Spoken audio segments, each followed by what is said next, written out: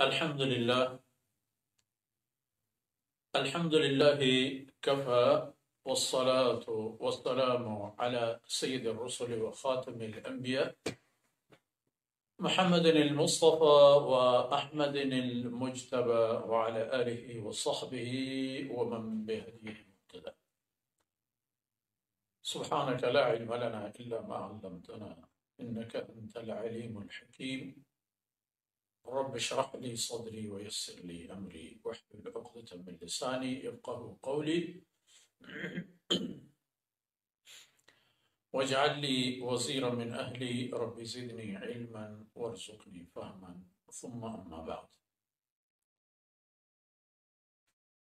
دعوت و تبلیغ آفیشل کے ہمارے سامعین، ناظرین، حاضرین، بھائیوں، دوستوں اور ادارے کی مینجمنٹ، آج چند لمحات آپ کے ساتھ گزاریں گے جناب رسول اللہ صلی اللہ علیہ وسلم کی ایک ارشاد گرامی سے متعلق۔ بخاری شریف کا ایک حدیث ہے جس کا راوی سیدنا انس رضی اللہ عنہ، جلیل القدر اور مشہور صحابی، جو آپ صلی اللہ علیہ وسلم کے خادم خاص بھی ہیں۔ فرماتے ہیں کہ رسول اللہ صلی اللہ علیہ وسلم نے ارشاد فرمایا، انصر اخاک ظالما او مظلوما۔ صحابہ کرام کے مجمع فرمایا اپنے بھائی کی نصرت کرو، اپنے بھائی کو ساتھ دو، اس کے ساتھ کڑے ہو جاؤ، ہر حالت میں اس کے ساتھ کڑے ہو جاؤ، ہر حالت میں اس کو ساتھ دو، حتیٰ کہ مظلوم ہے تو اس کو ساتھ دو، اگر ظالم بھی ہے تب بھی اس کو ساتھ دو۔ اب صحابہ کرام رضوان اللہ علیہم اجمعین ابتدائی طور پر تو ان کو عجیب لگی کہ اسلام تو مظلوم کی حمایت کے لیے آیا ہے، اور جناب رسول اللہ صلی اللہ علیہ وسلم کی بعثت سے پہلے کی زندگی اگر آپ دیکھیں، اس وقت بھی تو آپ نے کبھی کسی ظالم کا نہ صرف ساتھ نہیں دیا بلکہ مظلوم کے ساتھ کڑے رہے اور ڈٹ کر کڑے رہے، اسلام کے اور نبوت کے اعلان سے اور بعثت سے پہلے۔ اب ان کو تو خیر یقین تھا کہ اس بات میں بہت ساری حکمتیں چھپی ہوئی ہیں، اور ہمارے سمجھ اور شعور سے شاید یہ بات کچھ اوپر ہی گزر چکی ہے، لیکن دیکھ لیتے ہیں۔ آپ صلی اللہ علیہ وسلم سے وہ کھل کر پوچھتے تھے، ان کو آپ صلی اللہ علیہ وسلم نے یہ عادت بھی دی تھی کہ کوئی ایسی بات نہ رکھ چھوڑیں جو ان کی سمجھ میں نہ آئے۔ اس لیے تو کبھی کبھار جناب رسول اللہ صلی اللہ علیہ وسلم ان کا امتحان بھی لے لیتے۔ تو خیر یہاں آپ صلی اللہ علیہ وسلم نے یہی فرمایا کہ اپنے بھائی کی مدد کرو۔ اب بھائی کون ہوتا ہے سمجھنے کی بات ہے۔ دراصل اسلام نے انسانوں کے متعدد بھائی چارہ قائم کیے، انسانیت کی بنیاد پر بھائی چارہ، اسلام کی بنیاد پر بھائی چارہ، اور کچھ بھائی چارہ طبعی ہیں جو خواہ نخواہ موجود ہوتے ہیں، جسے ہم تاجر پیشہ برادریوں کا آپس میں لین دین ہوتا ہے، وہ کلا کا، ڈاکٹرز کا، دیگر طبقات زندگی میں وہ ایسی اجتماعات ہوتے ہیں اور یکجہتیاں ہوتی ہیں کہ لوگوں کو ہم نہیں توڑ سکتے، لیکن مضبوط بھائی چارہ جس کا انسان کو ہمیشہ خیال رکھنا چاہیے وہ ہے اخوت اسلامی، کلمہ اسلام کی بنیاد پر بھائی بندہ۔ کیونکہ دراصل کلمہ اسلام کی بنیاد پر دنیا میں ہم اپنے اہداف حاصل کر سکیں گے کہ ان اہداف سے پھر ہم قیامتی اپنے منازل اور مقاصد تک پہنچ پائیں گے۔ خیر آپ صلی اللہ علیہ وسلم نے یہی فرمایا۔ اب صحابہ کرام کی عادت تو یہی تھی کہ جو بات ان کی سمجھ میں نہ آتی اور بہت سارے دانشور قسم کے لوگ تھے، سیدنا ابو بکر صدیق اور ماشاءاللہ ان جیسے اور بہت سارے لوگ، وہ تو سمجھ جاتے تھے کہ آپ صلی اللہ علیہ وسلم کی حکمت بالغہ کیا ہے، لیکن پھر بھی بات کھلی ہونی چاہیے تاکہ ایسے لوگ بھی سمجھ جائیں کہ جو عام طور پر پہلی بات یا دوسری بات نہیں سمجھتے، ان کے لیے بھی آسانی ہو۔ اور ویسے بھی جناب رسول اللہ صلی اللہ علیہ وسلم کی خدمت میں پہنچنے والے لوگ معمولی لوگ تو نہیں تھے، جو بھی تھے اور جیسے بھی تھے ان کا ایک اللہ کے ہاں معیار اور مقام ہوتا تھا، اسی بنیاد پر ان کو گن چن کے جناب رسول اللہ صلی اللہ علیہ وسلم کی خدمت میں شرف صحابیت نصیب ہوتی۔ خیر، عرض کیا گیا یا رسول اللہ، ہم اپنے بھائیوں کی مدد کر لیتے ہیں اس حالت میں جب ان پر ظلم ہوا ہو، لوگ ان پر ناجائز کریں، ظاہر طبیعی بات ہے، ہم ان کی مدد کریں گے، ان کے لیے اپنے آپ کو بے روزگار بنا دیں گے، اپنے کام کاج مصروفیات اور چھوڑ کے ان کے ہم جا کے ان کے سپورٹ کریں گے، مدد کریں گے، لیکن ایک ظالم بھائی جب ہو، آپ نے تو یہ فرمایا کہ او ظالم انصر اخاک ظالما،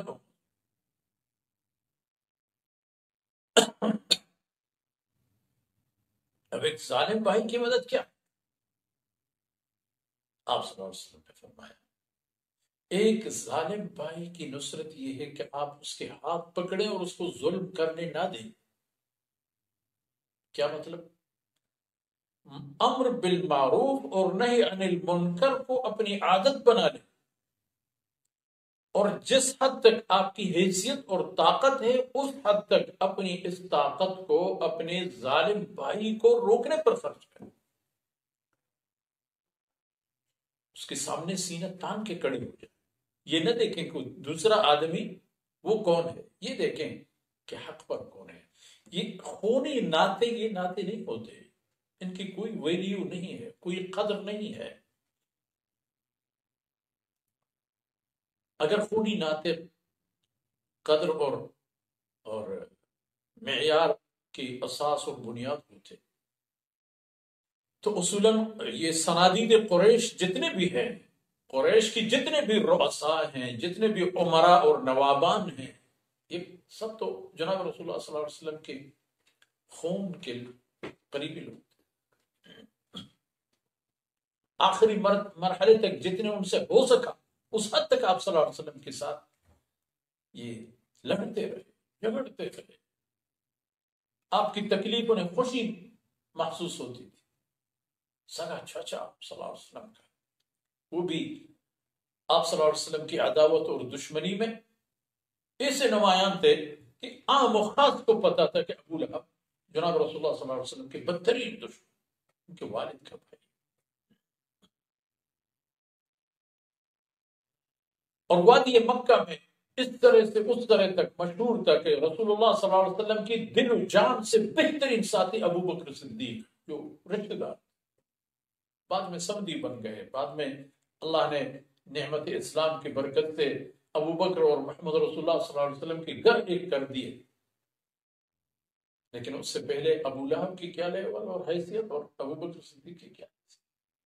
یہ ہوتا ہے ظالم اور مظلوم کی نشانی۔ تو اسلامی بائی بندن یہ مضبوط ترین بندن، مضبوط ترین رسی ہو کہ جس سے میں اپنے آپ کو باندھ لیں، یہ ایک بات۔ باقی ظالم اور مظلوم کی جہاں تک بات ہے، اس میں صرف مظلوم کی مدد نہ کریں، اس میں ظالم کی بھی مدد کریں، اور ظالم کی مدد یہی ہے کہ اس کو ظلم کرنے نہ دیں، یہ ایک بات۔ اور دوسری بات یہ ہے میرے حاضرین اور ناظرین بھائی بہنوں، دوسری بات یہ ہے کہ ظلم اور انصاف کے ماحول بنانے اور اس کو حاکم بنانے میں یہ نہیں دیکھا جاتا کہ یہ مسلمان ہے اور یہ کافر ہے، یہ کلمہ گو ہے اور یہ بت پرست ہے، یہ فلان ہے وہ فلان۔ آپ کے ماحول میں ظالم کو پکڑ کا خوف ہو، وہ مطمئن ہو جائے کہ میں جو بھی ناحق کر لوں گا مجھ سے پوچھا جائے، قانون کی گرفت سے میں نہیں بچ پاؤں۔ اسلام تو آیا ہے دنیا کو راحت دینے کے لیے، اور آپ صلی اللہ علیہ وسلم جب رحمت للعالمین ہے، عالمین میں سب آتا ہے۔ اللہ کے بندے ایسے بھی ہیں جن کو آخرت میں کوئی سعادت نصیب نہیں ہے، تو ان کی دنیا والی 4 دن کی زندگی آسودگی سے گزر جائے، ان کو یہاں تو چانس مل جائے اس بات کی کہ جو ان کے دل میں آئے وہ کوئی حلال حرام کے قائل نہ ہو۔ لیکن ان کے لیے بھی تو عدل و انصاف کا ایک معیار، ایک سایہ ہوگا جس کے نیچے وہ اپنے دنیاوی 4 دن والی پرتعیش زندگی گزار۔ تو اللہ نے اپنا کلام نازل فرمایا اپنے اس چہیتے بندے پر جس کو اللہ نے اس مقصد کے لیے تیار کر کے پیدا فرمایا، جس کو جس معاشرے میں پیدا فرمایا اسی معاشرے میں لوگوں کے سامنے پیدا ہوا، لوگوں کے سامنے بڑا ہوا، لوگوں کے سامنے عقل و شعور پائی، لوگوں کے سامنے اخلاقی اتنے معیارات پا لیے کہ لوگوں نے خود اس کو بہترین القاب و آداب سے نوازا۔ اسی وقت آپ صلی اللہ علیہ وسلم ہر بے بس اور مفلوق الحال انسان کا ساتھی ہوتا ہے۔ ابھی ہمیں دیکھیں، اب ہمیں دیکھیں کہ اسلام کی تعلیمات کے بعد ہم یہ نہیں دیکھتے کہ ظالم کون ہے اور مظلوم کون ہے، ہم یہ دیکھتے کہ میرا کیا لگتا ہے، میرا اس سے کیا رشتے اور تعلقات ہیں۔ میرا بھائی اگر ظالم ہے تب بھی میں اس کے ساتھ کھڑا ہوں، اس کے لیے مروں گا، اس کے لیے جان دوں گا، مال دوں گا، اور اگر مظلوم ہے تب بھی۔ لیکن کلمہ اسلام کی برکت سے ہمیں یہ حق نہیں پہنچا۔ کلمہ اسلام کی بنیاد پر جو اخوت کی نعمت اللہ نے ہمیں عطا فرما دی ہے، اس کی بنیاد پر ہمیں ظالم کے سامنے کھڑا ہوگا، اور ہمیں سے مقصود امت کا فرد ہر ایک حسب استطاعت۔ یہاں تک کہ روایتوں میں ہے کہ اپنے مسلمان بھائی کو کسی کے ظلم سے بچانے کے لیے اپنی جان خطرے میں ڈالنے کی نوبت آئے تب بھی اس کا پرواہ نہ کرنا، اپنی جان خطرے میں ڈال کے اپنے مسلمان بھائی کی تحفظ کی کوشش کریں، اس کو بچانے کی کوشش کریں۔ ایسا نہیں ہوگا تو ماحول حیوانی ماحول ہوگا۔ جنگلوں میں طاقتور جانوروں کی کوئی کمی نہیں، ایک جنگلی بیل شاید 15-20 شیروں کے وزن کے ایک جانور ہے، ریوڑوں کے ریوڑ اکٹھے گھوم پھر رہے ہیں، لیکن ایک شیر دیکھ کے سارے بات۔ انسان ایسا ہوگا پھر، جبکہ انسان کو اللہ رب العزت نے اس دنیا میں ایک نظام کو تجربہ کرنے اور اس نظام کو کامیاب دکھانے کے لیے پیدا کرنا ہے، اور وہ نظام ہے اللہ کی بندگی، اور اللہ کی بندگی میں انصاف بھی شامل ہے۔ اور وہ اس وقت ہوگا کہ جب ہم ظالم کو بھی پکڑ سکیں، اور ظالم کو پکڑنے کے لیے ہم اپنی حیثیت اور اپنی طاقت استعمال، یکجہتی ہو، تربیت ہو، قانون کی بالادستی ہو، اور قانون کی بالادستی چند امور کے بعد ہی ہو جاتی ہے، جیسے ویسے تھوڑی ہو جاتی ہے قانون کی بالادستی۔ سب سے پہلی بات تربیت صحیح ہو تو قانون کی بالادستی ہو۔ دراصل جو جرائم کے حوالے پر اسلام نے جو سزائیں مقرر کی، وہ سزائیں ایسی ہیں کہ وہ جرائم کو جڑ سے اکاڑ پھینکنے کے لیے، یہ مجرم کو بجائے جرم کو سزا دینے کی مترادف۔ ایک قاتل جب اسے پتا ہوتا ہے کہ میں نہیں بچوں گا، مجھے ضرور پکڑا جائے، تو وہ قدم پھونک پھونک کے رکھتا ہے، 100 بار سوچنے کے بعد اس سے جرات ہو یا نہ ہو۔ اللہ، ایک ڈاکو اسے یہ تو خیر انداز ہوگا کہ ہو سکتا ہے میں پکڑا نہ گیا، لیکن اگر پکڑا گیا تو میرا ہاتھ اور پاؤں چلے جائیں گے۔ اور اگر اس دورانیے میں میرے ہاتھ سے کوئی آدمی مر جائے، جان بھی جائے گی اور ہاتھ پاؤں کاٹ دیے جائیں گے۔ تو اللہ کل حال میرے بھائی، سوچنے اور سمجھنے کی باتیں ہیں۔ اللہ رب العزت نے آن حضرت صلی اللہ علیہ وسلم کو اپنا آخری رسول بنایا ہے۔ آپ صلی اللہ علیہ وسلم کی رسالت اور بقیہ انبیاء علیہ السلام کی رسالت میں یہ فرق ہے کہ آپ صلی اللہ علیہ وسلم کی رسالت پوری دنیا کے لیے، رہتی دنیا تک کے لیے، عرب عجم، کالے گورے، دور نزدیک، اپنے بیگانے، کوئی نہیں آپ کی رسالت کے اس ہدف سے مستثنا نہیں۔ کتنی صدیاں بیت جائیں اور لوگ آئیں، اللہ کی طرف سے ان کے لیے یہی حکم، یہی پیغام ہے کہ اپنی دنیا اور آخرت کی سعادت اسلام کی قوانین میں ڈھونڈو۔ اور میرے بھائی، اس امت کے جو بنیادی اولویت والی فرائض میں، ذمہ داریوں میں جو ذمہ داری ہے، وہ ہے امر بالمعروف اور نہی عن المنکر۔ اس کی وساطت سے پھر یہ مواقع قائم ہوں گے۔ تین اس کے درجات، پہلا زبانی، دوسرا طاقت، اور تیسرا منزوی ہو، اپنے آپ کو الگ تلگ کرتے، وہ آخری مرحلہ ہے۔ لیکن اصولی طور پر چاہے آدمی جتنا بھی کمزور ہو، جب ایک بری صحبت سے اور ایک برے ماحول سے اب وہ بطور نفرت اپنے آپ کو دور کر دے گا، تو یہی سبب ہوگا کہ ایک نہ ایک دن اسے جرأت ہو کہ وہ برائی کے خلاف اپنی زبان استعمال کرے۔ اور زبان استعمال کرنے کے بعد نوبت طاقت کے استعمال پر بھی آ جاتی ہے۔ یقین کیجئے، حق والے چاہے معاشرتی ان کی حیثیت اور طاقت بظاہر جو بھی ہو، فتح تو اللہ رب العزت ان کو ضرور دے دیتا ہے، سرخرو اللہ رب العزت ان کو ضرور فرما دیتا ہے۔ جو حق کے لیے میدان میں آتے ہیں، یہ دیکھتے نہیں کہ میرا سامنے کون ہے، یہ دیکھتے ہیں کہ میرے پیچھے اللہ کی طاقت ہے، اللہ کا حکم ہے، زیادہ سے زیادہ میں مارا جاؤں گا، گردن کٹ جائے گی، بچے یتیم ہوں گے، یہ تو ہونا ہے، موت تو آنی ہے ہر صورت میں۔ تو اس وقت انسان کے اندر یہ جذبات پیدا ہوں گے۔ اور مجھے ایک قول یاد آتا ہے، حضرت امام احمد بن حنبل رحمۃ اللہ علیہ کا یہ قول ہے، یا حضرت امام مالک رحمۃ اللہ علیہ، دونوں بزرگواروں میں سے کسی ایک اللہ والے کے قول ہے۔ امت کی ابتدا والے لوگ کیا کرتے تھے، آخر کے لوگوں کو وہی کرنا ہوگا، تب بات بنے گی۔ ابتدا والوں نے کیا نہیں کیا، کیا نہیں کیا، بتا دیجئے، جان نہیں دی، مال نہیں دی، وقت نہیں دی، سب کچھ نہیں لٹایا۔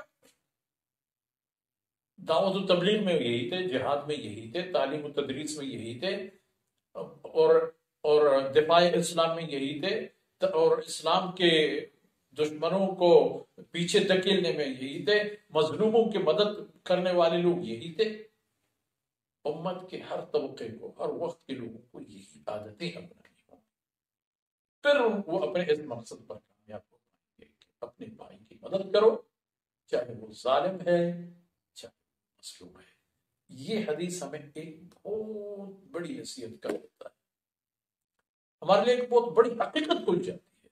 اور وہ یہ ہے کہ اس امت میں ایک بھی ایسا فرد نہیں ہے جو اپنے معاشرتی معاملات میں وہ یہ کہہ دے کہ میں الگ طرح ہوں، میرا کوئی لینا دینا نہیں، اس نے سارے دروازہ بند کر کہ آپ کا لینا دینا ہے،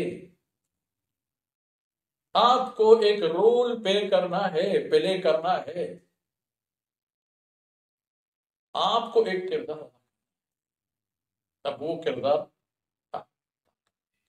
اپنی حیثیت دیکھے تو بات بنے گی۔ بات آپ صلی اللہ علیہ وسلم کا یہ فرمان اس امت کے لیے ایک خزانہ ہے، ایک دولت ہے، ایک ایسا عظیم الشان موٹر وے ہے کہ کوئی ڈکی چھپی بات اس میں نہیں ہے کہ امت دعوت اور اصلاح پر آ جائے، کوشش کرے۔ اور ایک دائی میں اللہ رب العزت جتنی ساری خوبیاں پیدا فرما دیتا ہے وہ ہمیں بھی پیدا فرمائیں گے، کوتاہی نہ کریں، اور اپنے بھائیوں کے، مسلمانی بھائیوں کے، ایمانی بھائیوں کے، خونی بھائیوں کے، اور اپنے ناتوں کے، رشتے ناتوں کے حوالے سے جو بھائی بندھن ہوتے ہیں، ہر چیز میں دیکھیں جو ظالم ہے اس کے سامنے کھڑے ہو جائیں، جو مظلوم ہے اس کے بالکل دائیں یا بائیں جائیں، اس کے ساتھ کھڑے، بے تعلق، لا تعلق اور بے تفاوت نہ رہیں، یہ اللہ کو پسند نہیں۔ اور اللہ رب العزت نے ہمیں سے ہر ایک کو جو حیثیت دی ہے اس کو صحیح استعمال کریں گے کہ ہماری دنیا اور آخرت کی خوش نصیبی ہوگی۔ اللہ تعالیٰ مجھے اور آپ کو عمل کی توفیق سے نوازے۔ وصلی اللہ علیہ نبینا محمد وعلی آلہ وصحبہ